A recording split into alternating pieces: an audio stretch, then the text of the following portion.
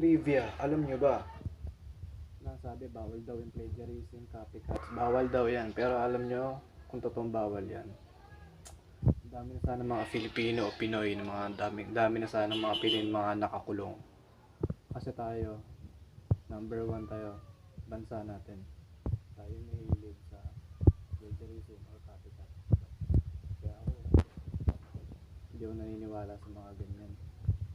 Sana dami na nakakulong, di ba? Kahit sabihin mo ultimo simpleng artista yan, doktor, abogado, teacher, lahat ay gaya-gaya, influencer, tiktoker, di ba? Kaya ako di ko naniniwala din. So yun ang mga sabi ko. Did you know that? If you don't know, baka wala ka ng pake.